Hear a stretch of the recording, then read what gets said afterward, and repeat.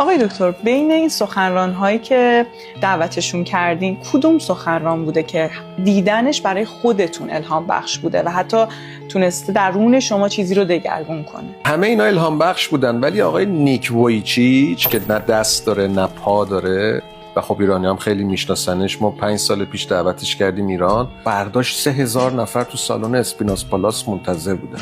من تو فرودگاه دبی منتظر بودم ایشون بیاد و اومدم سوار هواپیما شدم تو همون پروازی که ایشون هم از آمریکا می اومد.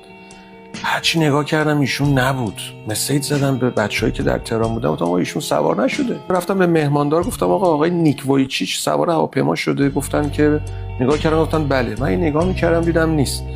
نگاه کردم دیدم اون پایین صندلیه منتظر یکی بیاد بذارتش بالا. بهش نزدیک شدم و اینا، وقتی بلندش کردم کمک کردیم بذاریمش رو صندلی، بهش گفتم که تو خیلی باید زندگیت سخت باشه، نه دست داری نه پا داری، از این ور دنیا به اون ور دنیا تو کنفرانس‌های مختلف.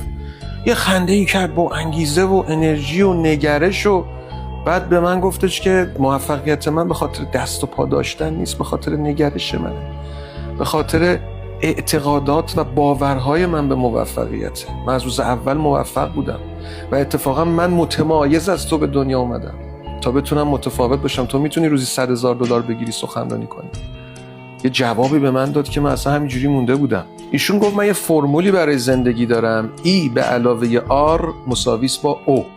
ایونتس یا رویدادها به علاوه آر ریسپانس، پاسخی که من میدهم به اون رویداد میشود عواقب و نتیجه. من قربانی شرایطم نیستم، من پاسخگو به شرایط به وجود اومده هستم و با پاسخ من عواقب و نتایج مشخص میشه. ایشون واقعا نشون داده یه کسی که نه دست داره نه پا، امروز شما بخوای بیاریش دعوتش کنی به یک کنفرانس $150,000 دستمزدش هست و هر کاری که یه انسان سالم میکنه رو ایشون فوتبال بازی میکنه، از هواپیما بیرون میپره، شنا میکنه. نشون داده که میشود و بابت همین دنیا داره بهش پاداش میده.